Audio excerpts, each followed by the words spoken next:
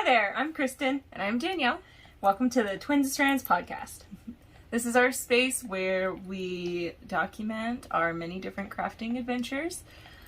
We are mostly knitters, but we do dabble in quite a few other crafts, just really whatever meets our fancy. Yeah. This is Pippin. And this is Gertie. And we have another big dog, Ruger, but he doesn't fit on the couch with us. So they decided they wanted to sit with us while we were podcasting, so we're just going to let them hang out because they're never really too far away. Nope. All right. So this is our first podcast. We decided to start doing this after we saw those twins that knit. Those twins that knit. They started a podcast on YouTube, and they just did their first one a couple weeks back. It's actually, they have just released their second one as of when we're recording this. And that got us to thinking that, maybe we could do a podcast too. We both really enjoy watching different YouTubers and different podcasters, and our family's kind of getting tired of hearing us talk about knitting all the time. And so we thought that we would get on here and get further involved with the online knitting community. Yeah. So, a little bit of history on us. We kind of grew up crafting. Our mom is a big crafter. She sews. She sewed a lot of our clothes growing up, and so that was always really awesome. We pretty much could have, our clothes however we wanted. And then we learned how to knit by some girls that we knew when we were about, I don't know, 6 or 7 or so. 6 o'clock. 6 years old. And then we learned how to crochet from our great-great-grandmother. We were younger than that. We must have been four or so when we learned to crochet. She taught us to crochet. She taught us to embroider. So we really just kind of come from like a lineage of crafters. Yeah. So yeah, growing up we mostly crocheted. And then we both got into knitting back around 2017. 2016, 2017, yeah. We lived in San Antonio at the time. We don't live there anymore. And we had stumbled into this little local yarn store where this very sweet older lady worked, and we just got to talking to her. She really lit the fire passion for knitting in us again. She introduced us to Ravelry, which really opened our options also, because we grew up in a very small town and we didn't have internet. We didn't have a lot of access to crafting stores and all those different things. So our knowledge of different patterns was just, the magazines and the little hanging tear-off patterns at the big box craft stores. So when she introduced us to Ravelry in about 2016, that really opened our eyes to what was possible with fibercraft, and we were able to see that fibercraft was more than just making washcloths and blankets and really weird looking tops or scarves or those kinds of things. Like a child of the 90s, those weird, they were only about this wide and really, really long scarves that were made with all sorts of funny materials and things. After she introduced us to Ravelry, we started to see some of the options and what was out there. Yeah, I remember. So we had knit just the basic, garter stitch, corner to corner washcloth that everybody knows how to make. We had knit those over the years as gifts for people, and that was pretty much the extent of our knitting. We were basically entirely crocheters. Mm-hmm. Kristen crocheted just tons of doilies, and I liked making amigurumi things.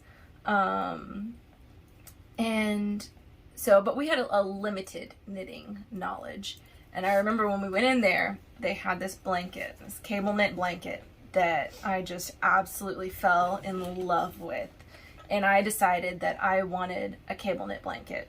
And so that's basically what got me into knitting. I didn't think that it was going to take over like it has. Like I thought, oh, I'm still going to be a crocheter, but I just want a cable knit blanket, so I'm going to figure out and make a cable knit blanket. So that was my first knitting project. My first big knitting project outside of washcloths was I just like YouTubed how to do cables, and the lady in the knitting store was very kind and was, you know, telling me, oh, it's no big deal, you know how to knit and purl already, and you know, you're just holding stitches in front and back and that's it. So she made it sound very accessible. And then I found a cable pattern online, just the cable itself, and bought bulky weight yarn and cast on a bunch of stitches and knit a cable blanket. It is not perfect. There are many, many cable mistakes in there. I didn't know how to fix my work. So anytime I messed up, I panicked. But I mean, that was my first knitting project, and then it's just kind of taken over from there. Yeah, since then, we always have a knitting project going. We take knitting with us everywhere. We both really like to read, and so we both will either listen to audiobooks and knit, or we'll knit and read at the same time if it's a simple enough project. Yeah. We take our knitting to church with us, and we knit while we're listening to the sermon in church. So even though we both work full time and we have a side gig each, so we're very busy, we do get quite a bit of knitting time in, or we make time for knitting quite a bit. So yeah, that's kind of where we come from. We, like I said earlier, we don't currently live in San Antonio anymore. We live in a very small town still in the south of the United States. Because of that, it's very hot. In the summer, we do get winters here. We get cold, we get lots of wind, lots of ice. But in the summertime, it's very hot, 110 degrees. I think it's been... Yeah, I think it's like 115 today. It was really hot. Which I don't know what that is in Celsius, but hot. It's hot. So anyway, we don't have much in the way of projects that we can wear while we're podcasting until the weather cools off again. But we both said that we wanted to be able to talk about some of our favorite projects. So we decided, instead of having a typical what I'm wearing as the first part of our podcast, we were going to do featured projects. And any project that we made, whether it was knitting or any other craft or anything, we could feature as our featured project for that podcast. And so, that kind of allows us also to share some of these projects that we've made. Mm-hmm. Like we said, we've been knitting for a while. And so we have quite a few projects that we've finished that, we want to be able to share with y'all. And so, yeah, this kind of lets us talk about some of the projects that we've made in the past. Yeah. You want to go first? Sure. So my featured project this week is just a self-drafted pattern. This yarn I found traveling last year. We went to Colorado for vacation, and I think we were in New Mexico. Yeah, on our way back, we stopped at this yarn store, and I found this skein of yarn, and I am going to refer to my notes for everything because I have the memory of a goldfish, but I'm also going to say the name of this yarn wrong, I'm positive. But I will try to flash up the name of the yarn and then try to link it below or something. I don't know. We're new to this, so we'll figure out how successful we are at all of the editing things. But the name of the yarn is Lane du Nord, I'm guessing. That's how you say it. The yarn itself is Poema, and the colorway is 303. It is it's like a self-fading skein of yarn. And the whole reason I bought this yarn, well, I loved the colors. that fade is just beautiful. But it smelled so sheepy in the store. Like, I was literally walking around the store with my nose inside the skein, smelling it. And I have blocked this, and it still smells sheepy. Yeah, it does. Like, it still smells really good and sheepy. But anyway, this is just a self-draft pattern. I just wanted something, like a basic triangle shawl to be able to show off the fade. And then, so I just made a basic triangle shawl pattern where I was increasing in the center and on the sides. It's in garter stitch. And then I just did a very basic 4-stitch cable up the center. You can see that there. So yeah, not a pattern. I may write it up and throw it on Ravelry one day if I feel like it. It's on my project page under Walk the Line shawl.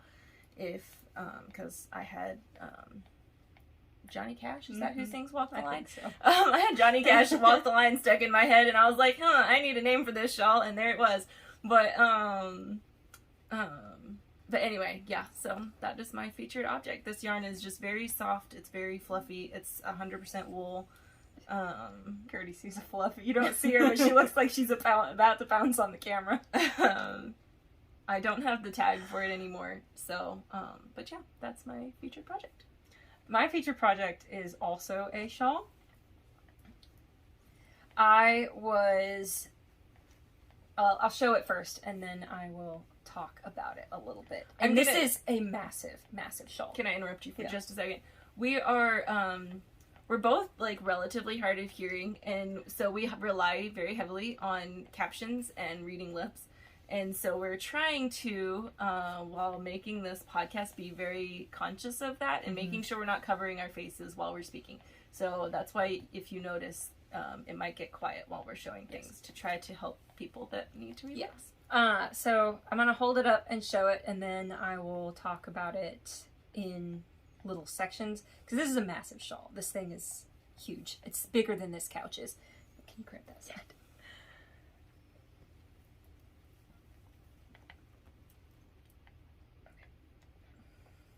Yeah. Huge shawl. So this is the Golden Hall shawl by Nicole Larkin at Common Thread Fiber. And I will pop up some pictures somewhere in here. if we can figure out how to do it, we'll pop up some pictures to show me wearing this shawl, because it's a massive shawl. Nicole does not believe in small shawls. She says that small shawls are scarves. And that is something she holds to very, very firmly. And the story with this shawl is I was dog sitting and scrolling through Instagram, as one does, and came across this call for test knitters on this shawl, this Golden Hall shawl. And it was love at first sight. As soon as I saw it, I texted it to Danielle. I was like, oh my word, you have to look at this. And then I started reading the post and realized that this shawl is inspired by the writers of the Rohirrim and King Theoden in J.R.R. Tolkien's. I know. J.R.R. Tolkien's The Lord of the Rings. We are both huge nerds. You will see this as podcasts go on. We're huge nerds. And so I fell in love with the design. Read the post, saw it was a call for test knitters. I was like, oh, I need to do another test knit. And then I realized that it was a Lord of the Rings inspired knit. And not only that, but the Rohirrim is my favorite, like, part of the Lord of the Rings. The horse people. We grew up around horses and everything. And so that's always been that's always resonated very strongly with me. So I immediately stopped what I was knitting and applied for the test knit. The knit had closed, or the call had closed the day before. So I'm messaging the designer saying, oh my word, I absolutely adore this pattern. I'm so sad that I missed the call for test knitters. I guess I'm just going to have to wait till the shawl comes out and knit one. And she responded and said, actually, I've got another spot available. If you want to test knit it, you're more than welcome to. So that was the start of a lovely friendship with Danielle and I and Nicole over at Common Thread Fiber. She's an amazing, amazing designer. This was her first design and her first test knit. I've done a few test knits now, but this is still, I think, going to top all of them. Like, everybody was so nice, and we were all nerding out so much the whole time. So the yarn is, I don't remember exactly what brand it was, but it was just a worsted weight, 100% wool, non-superwash yarn that I dyed using indigo dye process, indigo dye back. So you can see it's definitely tonal, which I really like about it.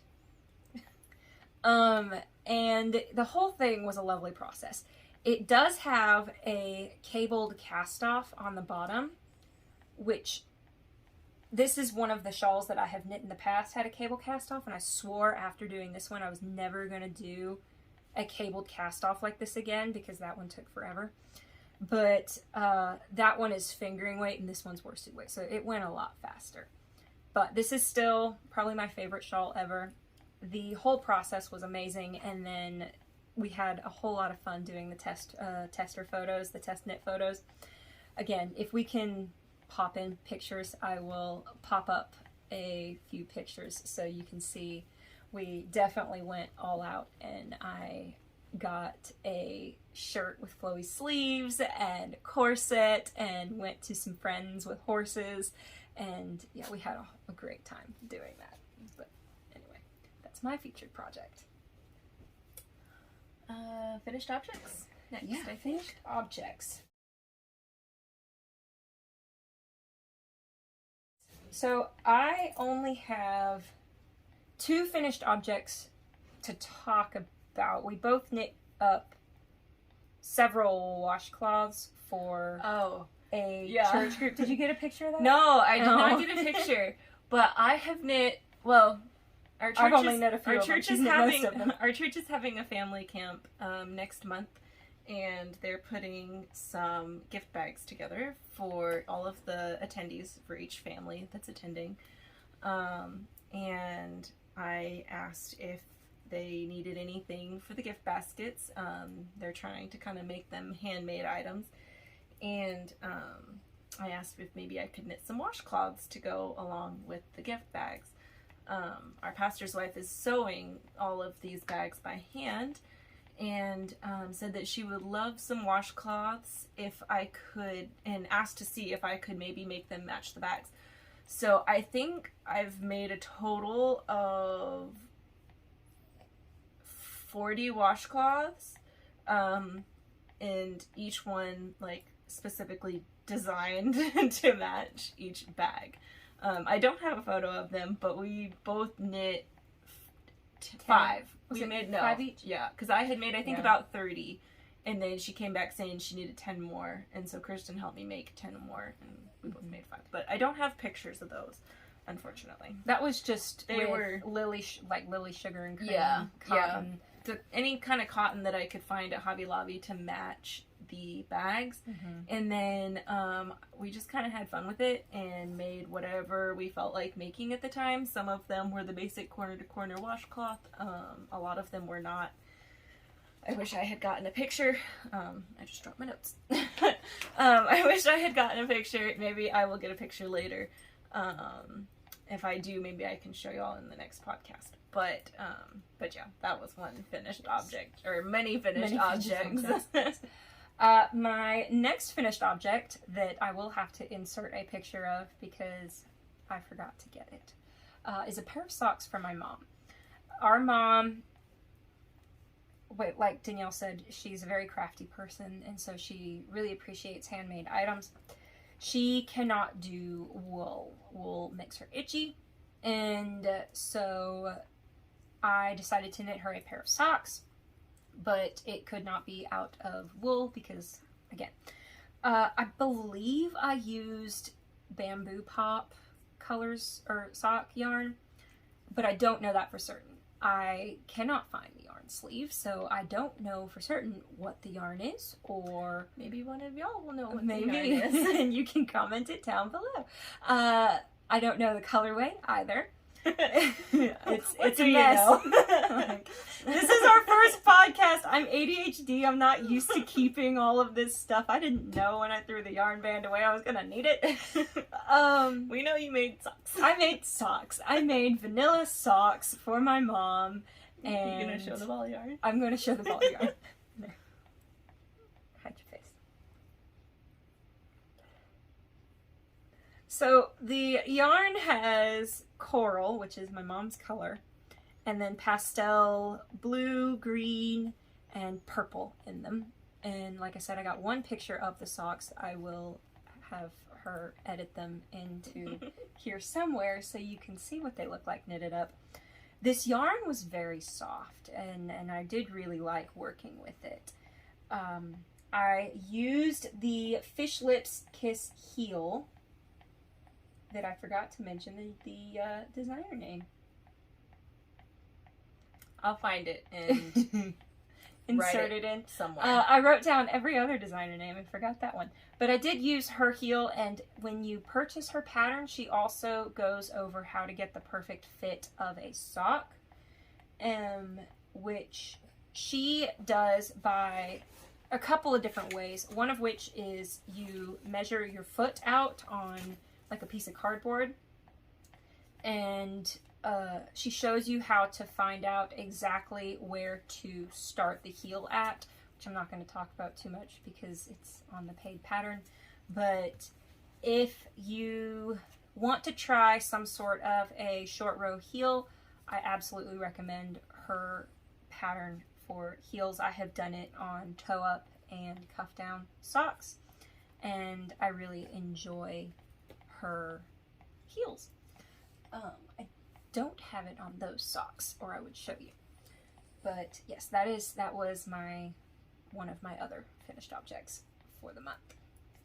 The first finished object that I'm going to talk about is a crocheted blanket that I made out of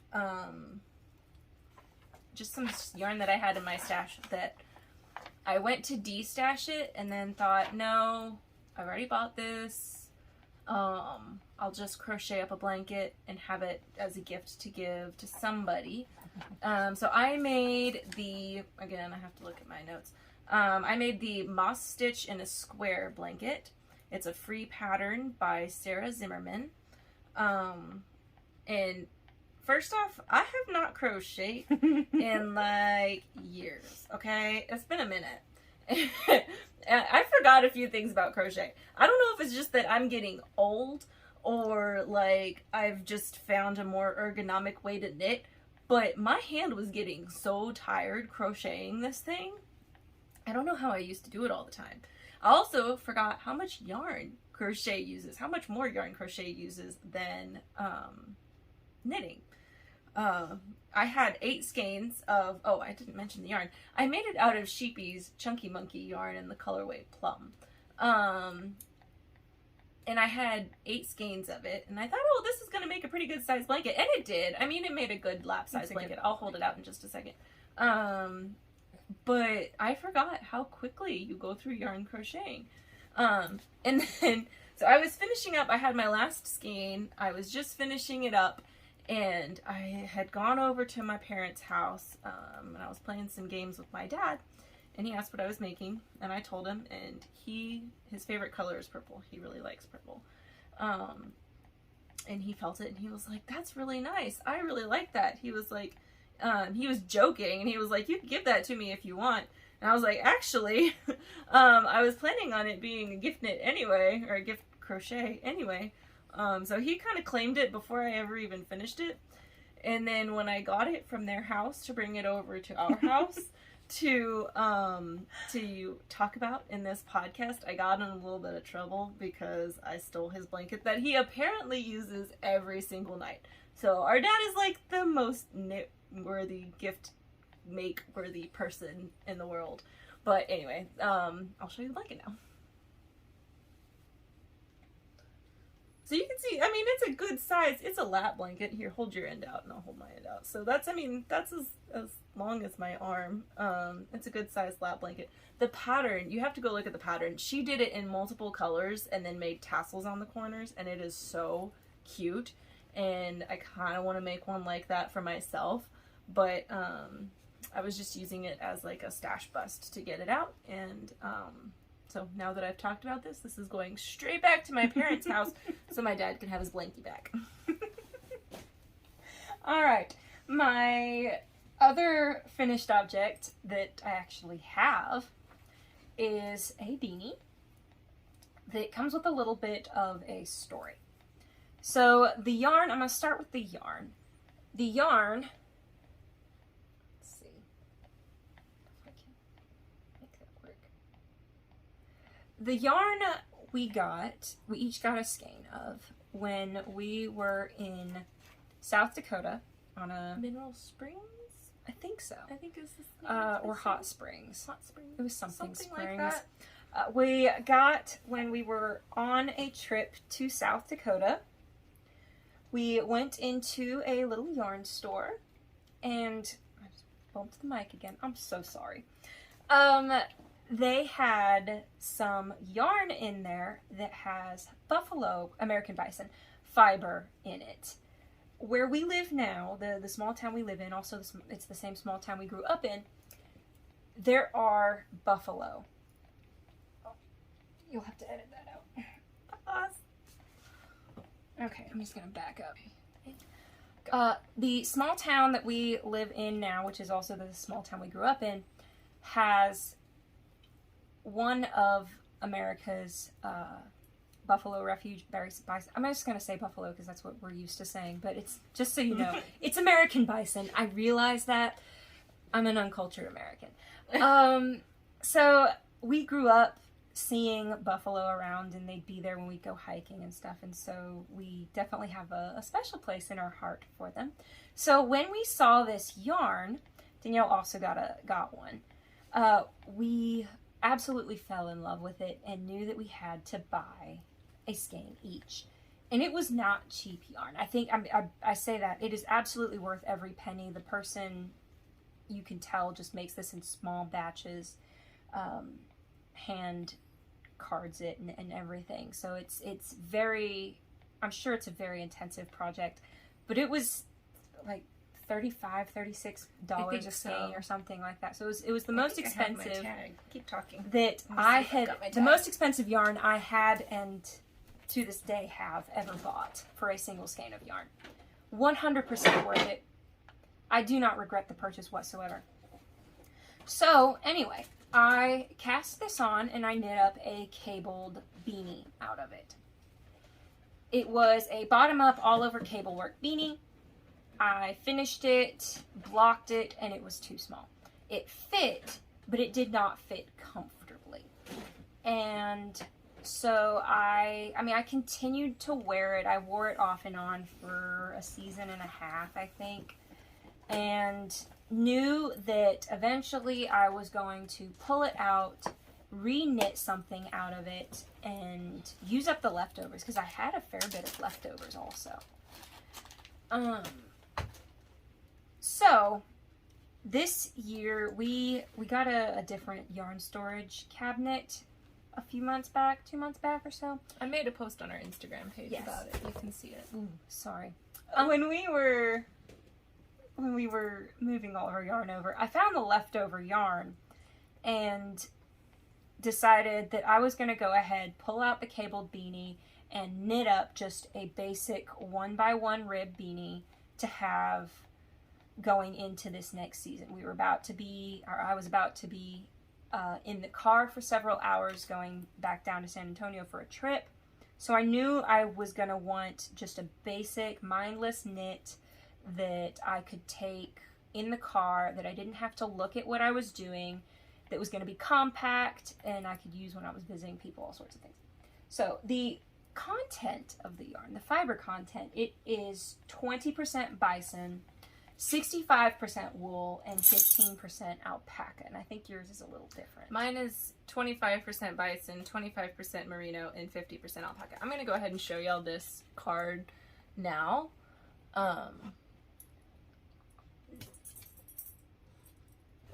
think that's the yarn store. Is the yarn store we purchased it at. And then on the back here talks about, it's just like a handwritten card from the spinner. Try to get it to focus. I don't know if that focused for you at all. But yeah. So I made a post on our Instagram also about, while I was knitting this, about the yarn, and someone asked how it feels. It's definitely rustic. Yeah. I don't know. I'm gonna try to show you. It has a halo, but not like mohair halo. It's more like a wire hair terrier halo. I mean, I don't really know how else to describe it. So it's definitely got a halo, but it's a wiry halo. Gertie, come on, get up here and lay down so you don't cause another earthquake. So I'm gonna try to show you the halo on this. Maybe. So it's definitely rustic feeling. It is not any scratchier than a non-superwash wool, I would say. Yeah, kind of a really rustic wool. I would honestly would you compare this maybe to my wool of the Andes probably? I'd say it's a little bit, not even scratchier. Those wiry hairs, like you can feel when you're petting it. You can definitely feel those individual hairs. So it's very rustic feeling. That doesn't bother either of us. And so even wearing it as a beanie, and I have short hair. So with it coming down on the back of my neck and everything, it doesn't bother me. When I blocked it, I soaked this in some hair conditioner.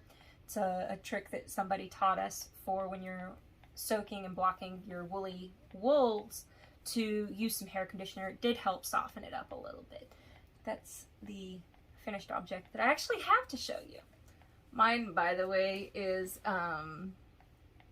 it is the Faller's Cap by Caitlin Hunter.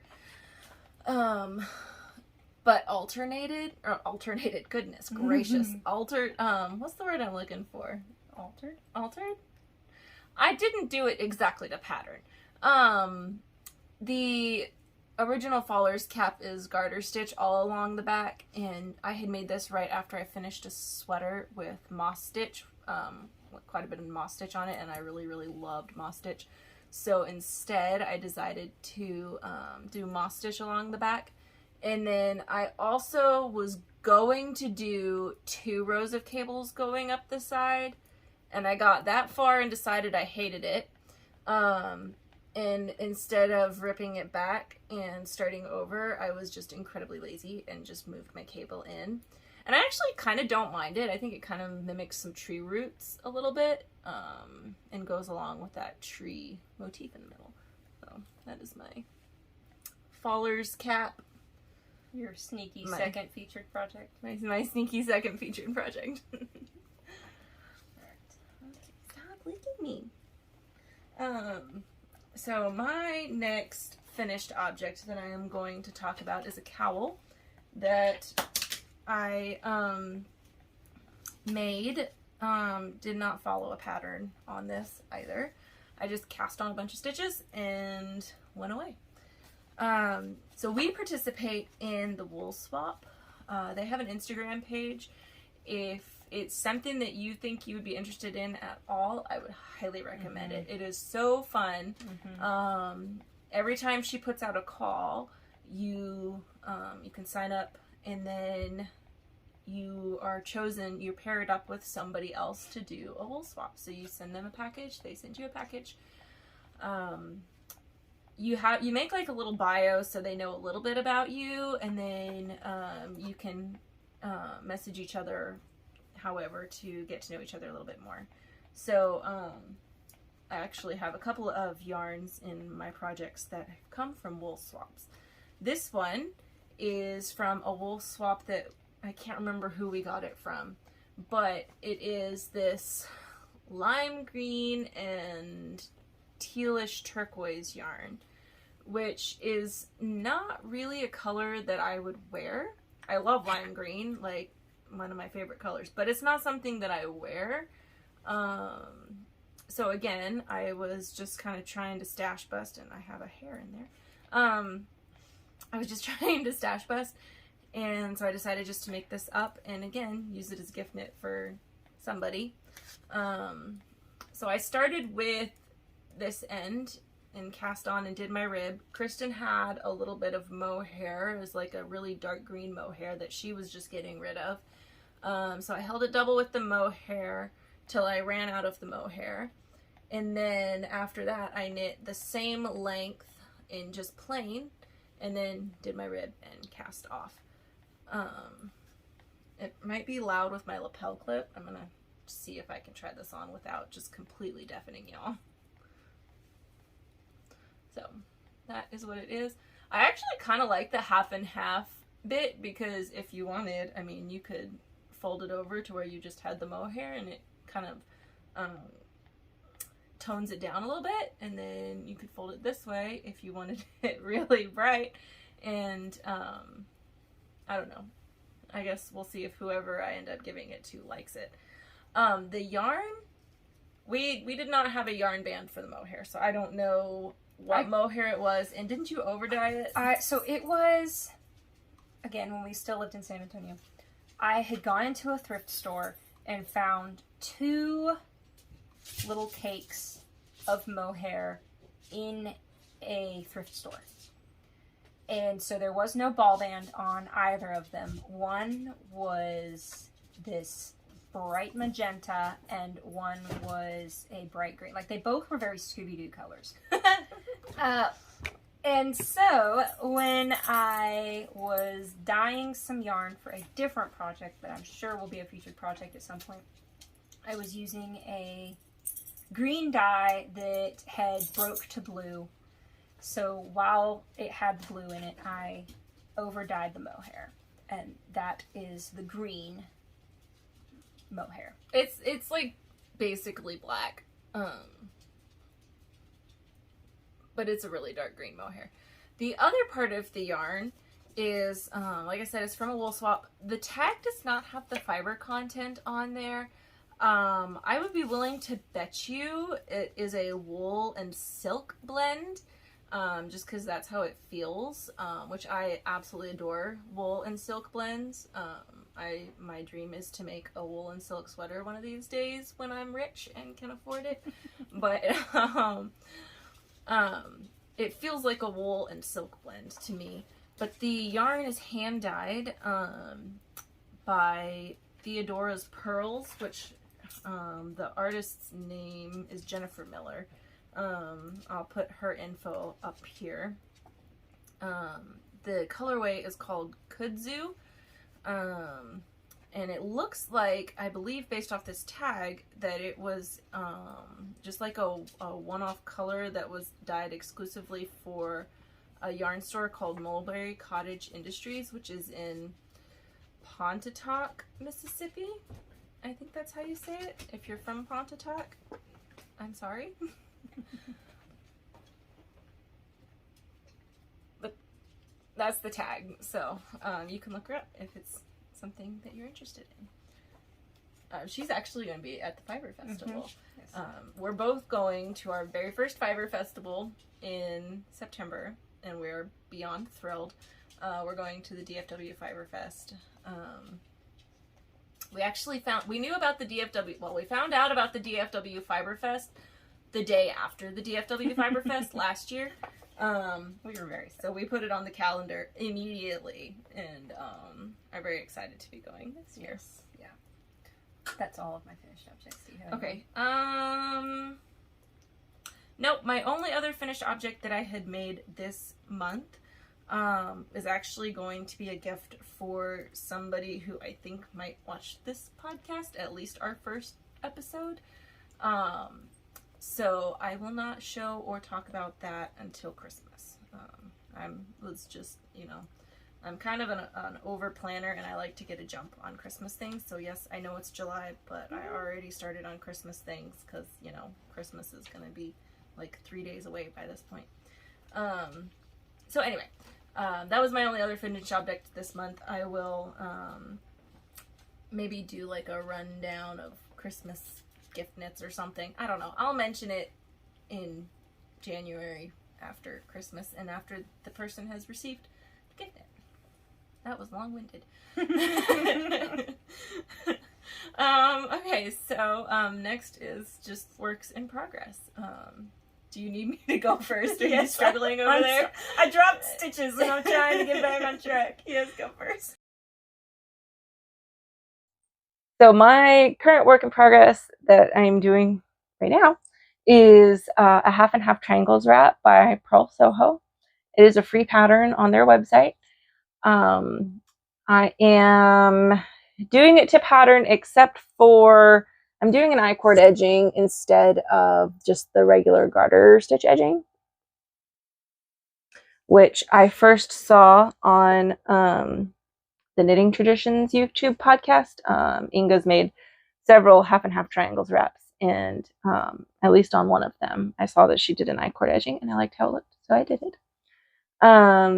I am using a yarn that we were given, or that I was given in a yarn swap box that we got from Meredith Harris. I'll pop her Instagram handle up. She hand dyed a fade set for each of us, and I've been wanting to make a half and half triangles wrap for a while, and after I saw the hand dyed, I just knew that that's what I wanted to put in there. So I'll show you the colors.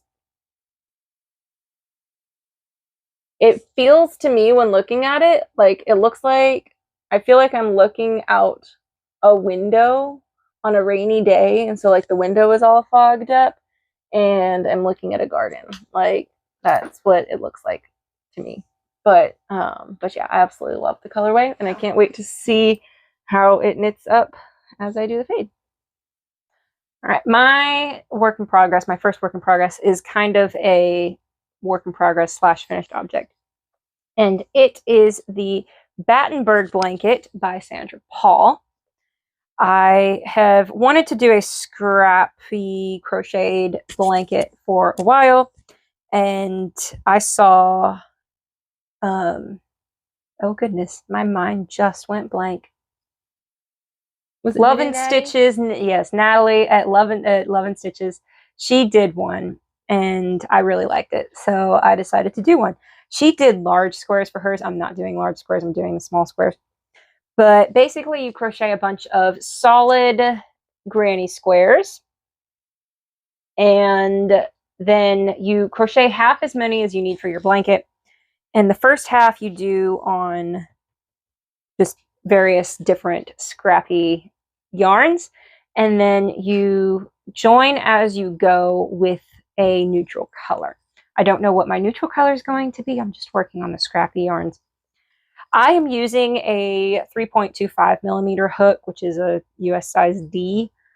She calls for a 3 millimeter hook, but I liked the feel of my tension with a 3.25. It does mean that my squares are slightly bigger than hers, like by a ½ an inch, but considering how many of these I'm going to have to make, I was totally okay with making them a ½ inch bigger. So that is, I have done just a handful of them so far. My next work in progress that I'm going to talk about is actually also what Kristen's working on. Hold on, I think I dropped part of my, I did.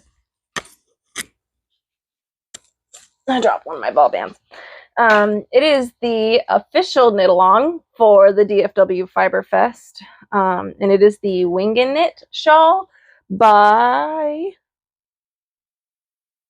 the Wing and Knit wrap by Leslie Robinson. I'm making a mini Wing and Knit wrap because the two yarns that I have that I wanted to use for this that I had in stash are pretty far off from the yardage requirements from the full wing and knit wrap. So mine's gonna be short, but I'm okay with that. This is how far I've gotten so far. It's a paid pattern. It's knit on the bias with just a bunch of different textured sections throughout of 2 different colors. And my 2 different colors, you can kind of see there. This first color, the hand-dyed color, is by Dandelions and Daisies Fiber Arts.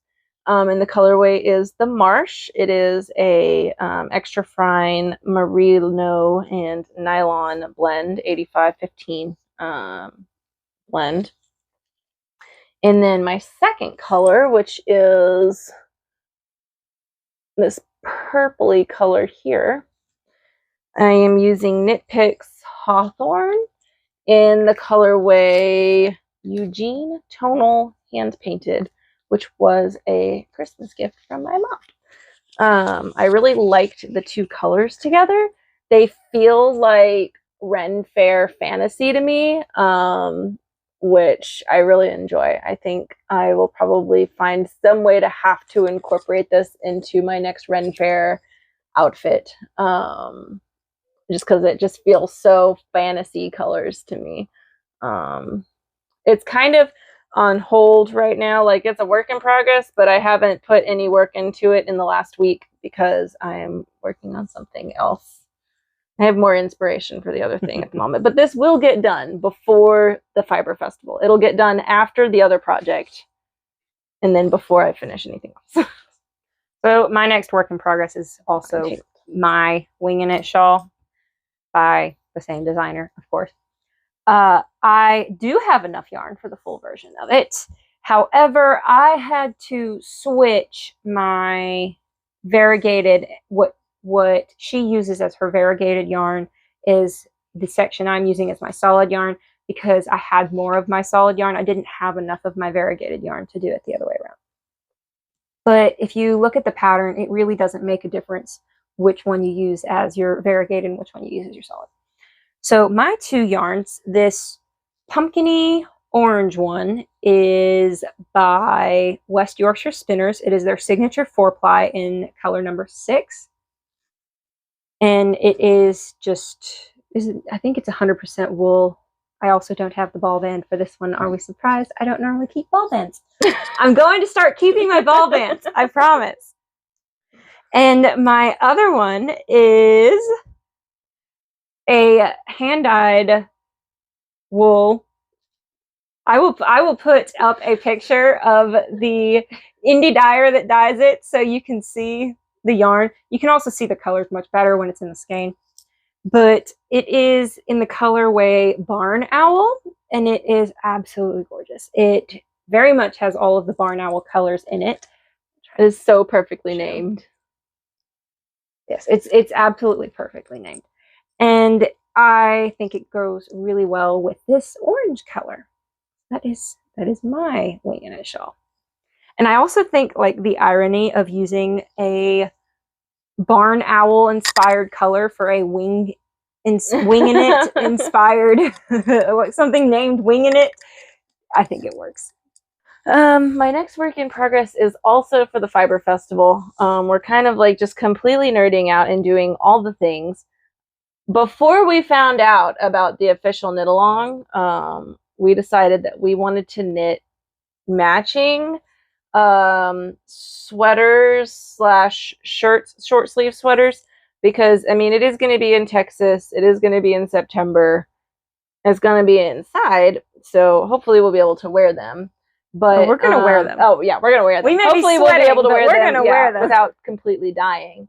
So we just went through and like looked through a bunch of different patterns, finally decided what we were going to do.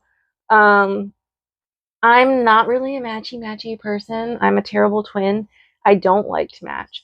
And so when we were looking through the sweaters and stuff, I really wanted us to have something that coordinated or looked similar but not completely the same.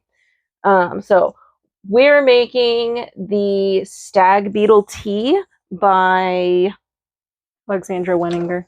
Alexandra Wenninger? Wenninger? I'm not sure how to say her last name. It is a paid pattern.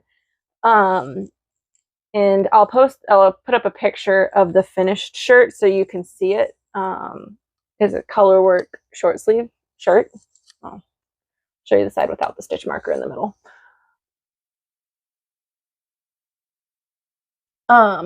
We've both loved this shirt for a long time. Mm-hmm.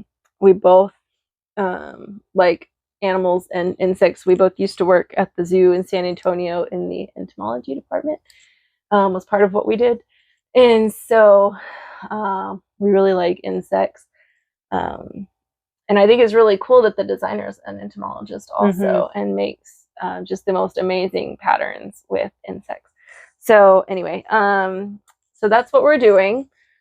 My main color is Knit Picks palette in the colorway Lark Heather, and then my contrast color is the colorway Oregon Heather. Oregon Coast. Or Oregon Coast Heather, I'm sorry. Which is also Knit Picks palette. It's kind of a, I don't know, I would call it like an oyster shell color. Oh yeah, here we go. So it's a warm cream with flecks of blue and pink and purple in it. And so yeah, this is what I'm like working on 90% of the time right now. This is a week's worth of knitting, and it's been a busy week too. I've just been like zooming through this knit. Color work just never stays on my needles for very long because I'm just constantly just like one more row. I want to see what it turns out like, one more row. So yeah, this has been like a week's worth of knitting for me. So that's why my wing and knit shawl is kind of on hold. I'm going to finish this and then I'll go back to the wing and knit shawl.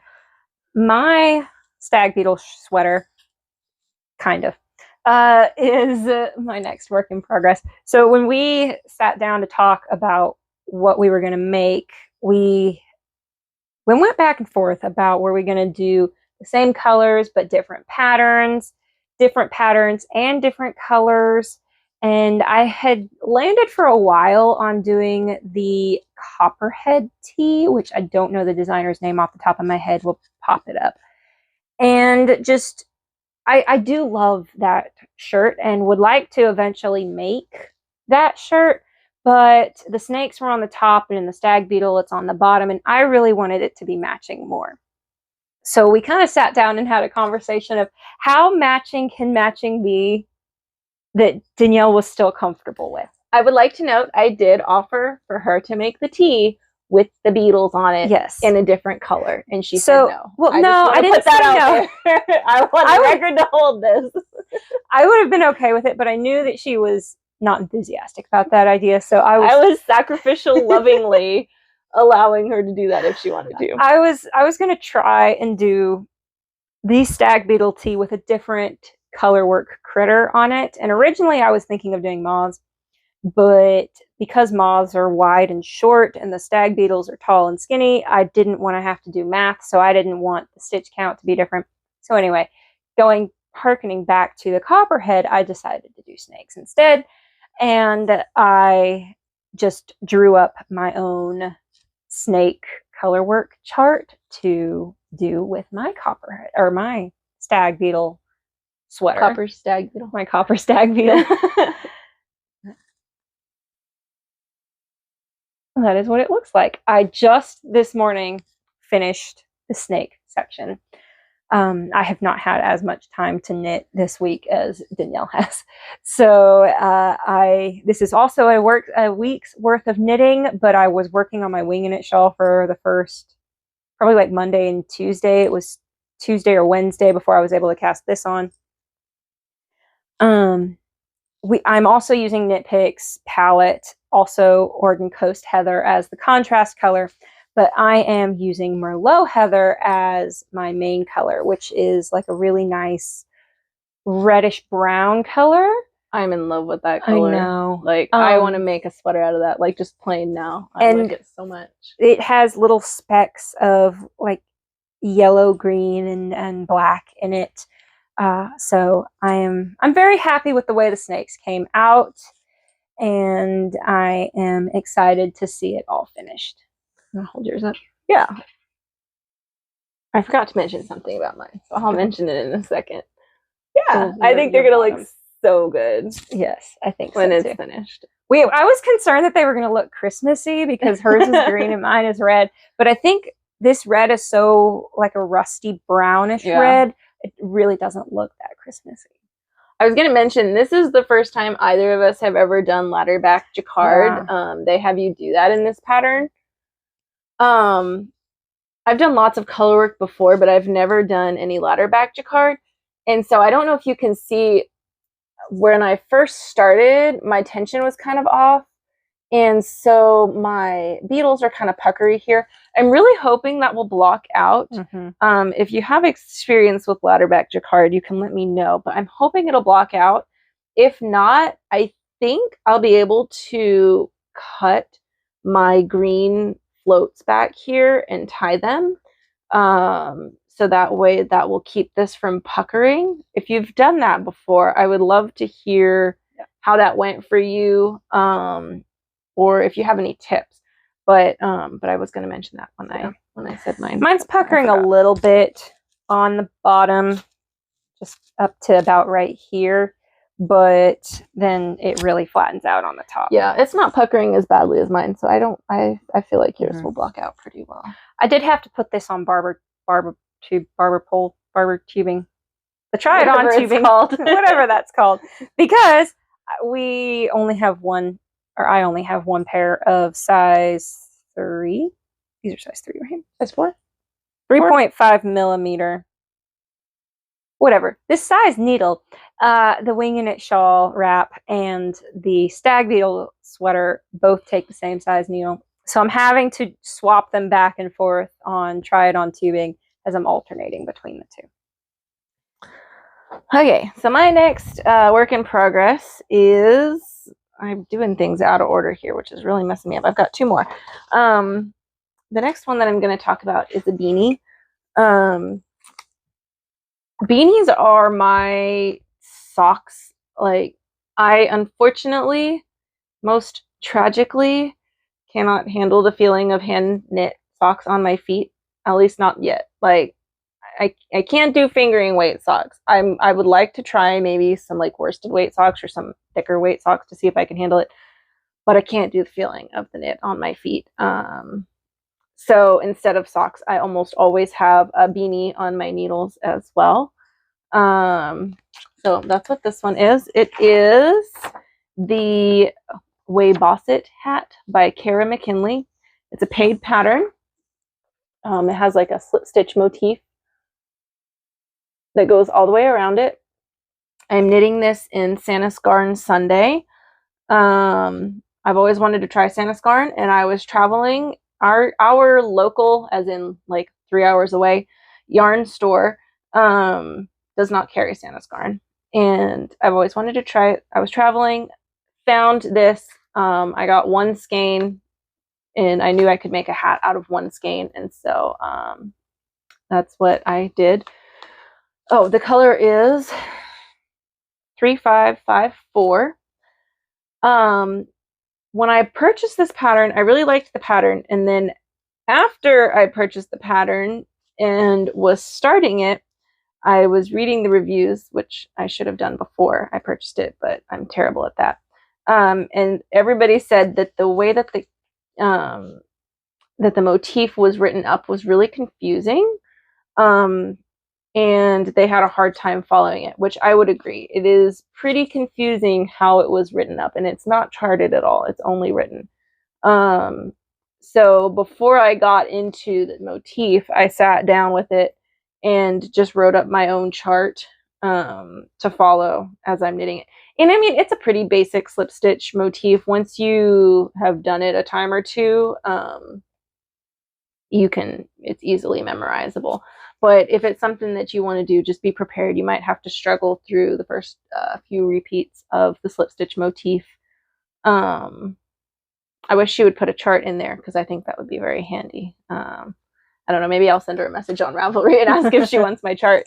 I think it's very brave that you only got one skein and yet you're still knitting a hat bottom up. I know. I also did not realize that until after I cast it on that it was bottom up.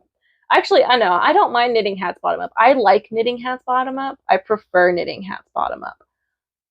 Because I have yet to figure out, I have knit several muscle bra hats, and I have yet to figure out how to make them top down in the proper size. Yes. Like every time I have made a hat top down, I have had to rip it back at least 3 times. The curve. I do the same thing. At Make least, it too big. Yes. I've had to rip it back at least 3 times to figure out the proper size. I can't figure it out. So that's why I actually like to knit hats bottom up. And I mean, it's 100 grams of fingering weight yarn. I don't have any doubt that I will have plenty of yarn to finish it up. All right, my next work in progress is a shawl. Shawls are kind of my comfort knit. I've tried to slow down on them because I have probably 5 or so. I do wear them. I wear them quite a lot, especially in the fall and winter time. I'm very hot natured. And so even though we don't turn on a heater in our house and it does get cold here, I have to be very hot before I start like really layering up. And I like shawls.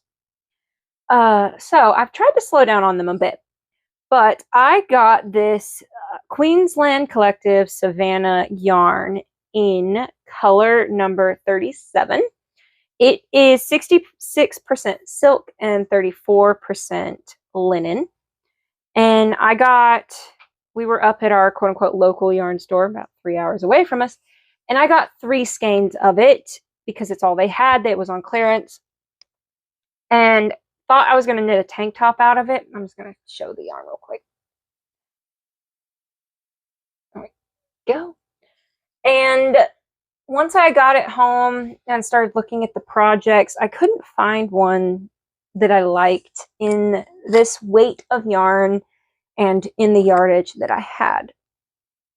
I was going to over dye it because this isn't really my color for wearing as clothes. It's too yellow and too saturated. You can kind of see our colors tend to be very like autumnal and jewel tones, and so this isn't really my color. I like the color, but because of that, I thought that I would just make a shawl out of it and that it would be a very comfortable shawl to wear in the fall and maybe in the summer or spring.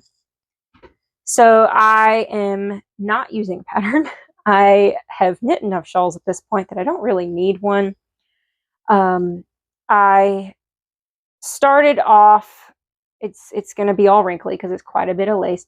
I started off with a garter tab and doing a lace.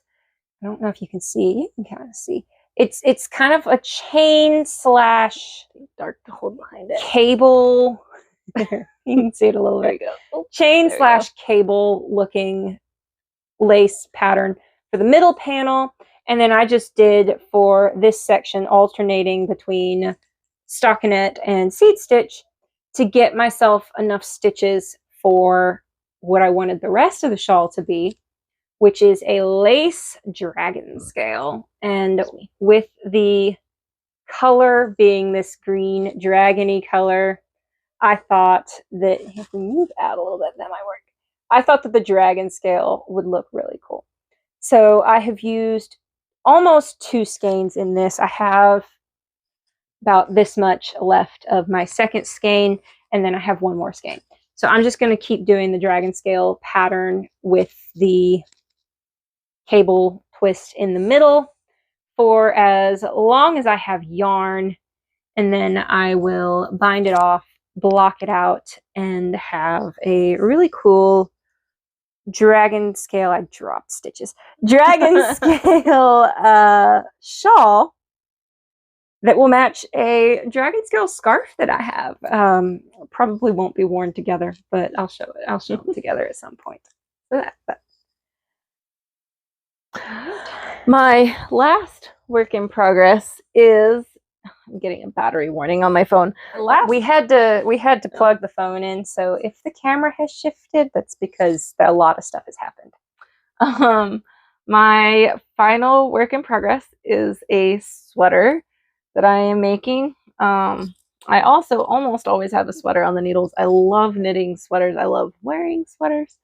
I am making the, I'm sure I'm going to say this wrong, Raquel jumper by Rosa P. It's a German pattern, but she does have it written in English. It's a paid for pattern, and it's a big like bolero style sweater, I think is what it's called. The kind that have like the sleeves that come down to your wrists, basically. And I am making it in Barocco Arno in the color 5005. It was some yarn that I got again at our local yarn store on sale. It is 50% cotton and 50% wool. I haven't gotten super far in it because other things have taken over, but it's top down. And so, yeah, I've gotten about that far. I'm a little bit nervous putting it on hold because I'm a little bit afraid that I'm going to run out of inspiration to finish it. And I really want the finished object. So hopefully, once I'm done with my Stag Beetle tee and my winging it shawl, I'll be able to start back up on that and won't have completely lost all inspiration to finish it. We'll see. So I have 2 more works in progress. Sorry, the phone charger. There aren't very many plugs in this house. We're gonna just have to make do with what we got. I have 2 more finished works in progress. Sorry, to talk about. The first one is the Visceria socks by, it's Lini or Lanai. I'm not sure how to say it. Hoy is her last name. And in the most recent yarn swap, I was given a sock set using solid color yarn. And because we don't have a local yarn store close to us, we do have a Hobby Lobby, but we don't have anything more specific than that. Most of the yarn that I have in stash or have bought has been stuff that's been on clearance. So I don't really have much solid sock yarn. Most of what I have is self-striping or like these up here, very heavily variegated. So when I got this yarn in my yarn swap, I knew I wanted to make a pair of socks. I had just finished my mom's socks. I almost always have a pair of socks on the needles, and got really excited for the possibilities of textured socks. So I got on Ravelry and did a ton of searching and ended on these Visceria socks, because it has that really cool seed stitch pattern in it. I prefer toe-up socks. I prefer toe-up socks, bottom-down sweaters, bottom-down beanies. Really anything that you can try on as you go. Yes. But I also hate playing yarn chicken. And so for like toe-up socks, you can just cast on, do all the important part first, and then knit the cuff however long you want it and not have to worry about running out of yarn. So yes, these are my Visceria socks. The yarn is by Polar Bear Yarn in the colorway Stormy Rose Sock Set. And I have the little pink ones around here somewhere. And it's naturally dyed. It is dyed using hibiscus and avocado. I'm assuming this is hibiscus and this is avocado, but I don't know that for certain. Yeah, that's been really fun. My last work in progress, which is also my longest ever work in progress, not intentionally, also comes with a bit of a story. When I was dog sitting, the time when I was knitting or found the golden hole shawl, I was working on a pair of socks, and I'm going to show them first. And just using Yarn Bee Cozy Toes. I do actually have the ball band for that one. Ugh. Yarn Bee Cozy Toes in the color Cobalt, Crisp Cobalt. It's not, I do not like knitting with this yarn, but when I saw it, I had to knit socks with it because this is our combination Hufflepuff house colors. Hufflepuff Hogwarts house colors, sorry. I am a Hufflepuff, so the black and yellow there. And then Danielle's a Ravenclaw, which this is the, you know, the cinematic Ravenclaw colors of the blue and silver. So even though I don't like knitting with this yarn, I knew I wanted a pair of socks out of this yarn so that we had our combination Hogwarts house colors. I don't like knitting with the yarn because it's stretchy, like very elasticy.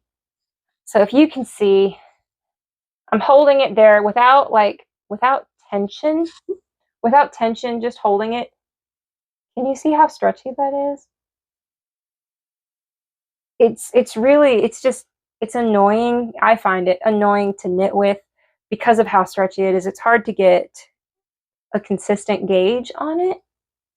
And I'm just knitting this, doing a knit 3 purl 1 rib on the front. The back of the sock is stockinette, and then once I get to the leg, it's going to be again the knit 3 purl 1. So anyway, the story. I had taken these. I was dog sitting, discovered the golden hole shawl, stopped everything, aka the socks, to work on the golden hole shawl, and they disappeared into the void. And I looked everywhere for these socks. I knew I hadn't left them at the house I was dog sitting at because the homeowner would have told me if she had found a bag. And I was so mad because these are on my first ever and only pair of ChowGoo needles. And I really like the ChowGoo needles for knitting anything really, but you know, they're not cheap. And so I finally last year bought a second pair of ChowGoo needles so I could start knitting socks again. And the other day, around the time when we were putting in the new yarn cabinet, I was going through my closet, pulled out what I thought was an empty pencil case, and found the socks that have been missing for over a year. So anyway, these are also a work in progress. I'm going to finish the Visseria socks first before I pick these back up again, but I'm very glad to have found them. Very glad to no longer be missing my ChowGoo needles, and I can finish our Hogwarts house socks. Yeah. Okay. Our little notebook with our layout fell, so I can't see what it is anymore. And this is the first one, so I'm relying heavily on my notes. We will get smoother, I promise.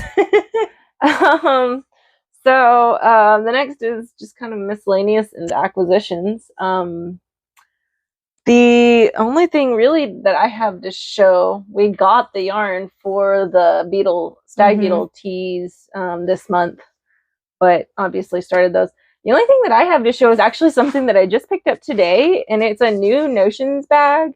I was walking through the back to school section at Walmart and walked down the aisle that has all of like the pencil cases. And if you as a crafter have not gone to Walmart or really to any store to look at the pencil stuff in the back to school section, you're missing out, because there are some really awesome pencil cases out there, and most pencil cases will hold your knitting needles or your crochet hooks. So this is my old Notions case or bag that I just have all of my basics that I need with me all the time. And this is what I've always used, and I've just thrown it in whatever bag I'm using for my current work in progress. This is actually something that I tie-dyed. It's just a basic canvas bag that I tie-dyed. a couple years ago, and I love it, and everything fit in there, but it's just, I mean, it's just one pouch. So it was kind of a scavenger hunt every time I went looking for things.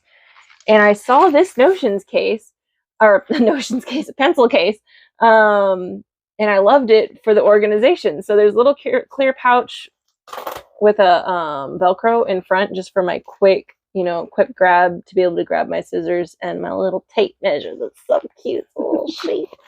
And then a big zipper pouch for all of the stuff that's in there.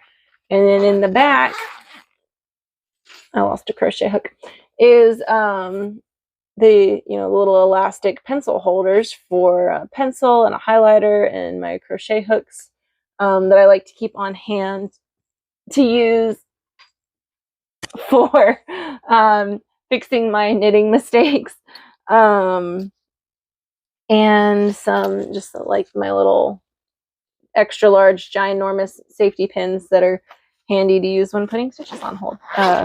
So anyway, yeah, go check out your local store's back to school section if you've been needing a new Notions bag or anything kind of like knitting case, because you might be surprised in what you find.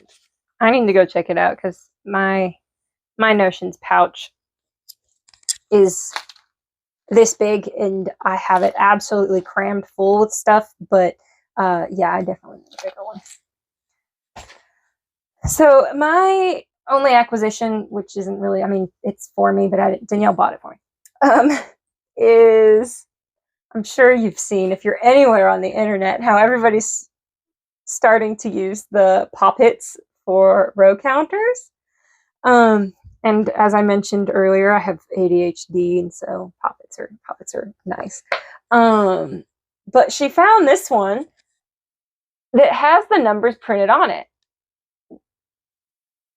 and got it for me. It goes up to 100. Like, this is definitely made for kindergartners and like beginning to learn math. So like, you take 3 and then you add 2 and what do you get? But it's been fun. I've literally only just been using it as we're sitting here to use as a row counter. So I think the only miscellaneous we have is upcoming plans, probably. Yeah. Which I know we've mentioned it several times, but we are going to the DFW Fiber Festival in September. We are both very, very excited about it. It is going to be our first ever Fiber Festival. We are volunteering, and we each signed up for 2 classes. So we are both taking a class, and I don't remember what I didn't make notes. I didn't make notes on this, but where you make Japanese thread balls, and I will get the information and mention it next time. So we're both taking that class, and then I am taking a beginner's hand dye class, and you're taking felting. It's at that same needle time. felting. Yeah, I was just looking to see what was going on at the same time as when she was taking her class, because I'm an introvert and need my emotional support human in every like social interaction. So I like the thought of her taking a class and me just having to walk around and talk to people was petrifying. So anyway, so I looked and see what was available at the time of her taking her hand dyeing class, and there is a class of needle felting, these little mushroom gnome houses that look absolutely adorable. And I have not really done needle felting before. I've done a very small amount. So I'm excited. I think it'll be fun. Me too. I'm looking forward to it. I've just messed up. So sorry.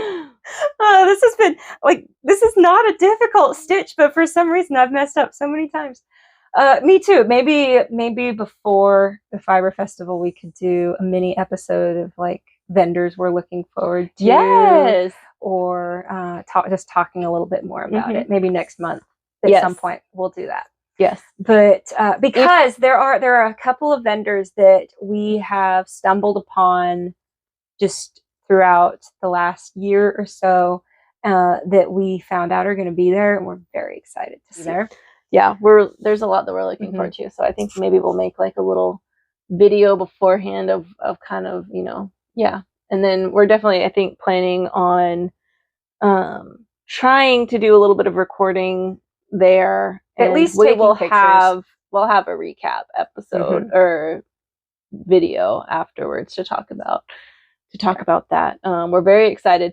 If you're watching this and you're going, please comment below, because we want to meet people in person. We don't know anybody that's going yet, so if you're going, we would love to see you there. Yeah, we would. Okay. So tentative posting schedule, kind of what we're thinking for this podcast. We both have very busy jobs and work long hours, so we don't have a whole lot of extra time to record and edit and all that kind of thing. So what we're thinking is that we're probably going to be recording a video at the end of each month and posting on around the first of the month. So right now it's July 29th, and I think we're planning on posting this on August 1st. So just a once a month knitting podcast video with videos in between as we have time. We both would really like to make pattern roundups and just a whole bunch of other videos that we have ideas for that we would really like to do, that we might do in between. But right now we're trying not to overcommit, which is really hard. And so we're planning on just doing once a month videos, posting at the beginning of each month. So I think that's it for the content of the podcast. Just going to the outro. If you're watching this, if you like it, please like and subscribe. We were told that the YouTube's algorithm will possibly push out the first one and then will not always push out the second one. So if you watched it, if you liked it, please like, subscribe. We would be very grateful. And you can find us on Instagram at TwinStrands, just at TwinStrands. You can find us both on Ravelry. Danielle's is Dog Happy 2010. Yeah. So I just looked it up earlier. Dog Happy 2010. Mine is unicorntess, and we will put those up so you can see the spelling of both of those. And we would love it if y'all would reach out to us, especially if you're going to DFW Fiber Festival. Yes, so we please do plan some meet and greets with people. Yeah, that would be awesome. That would be so cool. Well, thank you so much for watching. We really hope you enjoyed our podcast, and we will see you next time. Y'all come back now. Bye.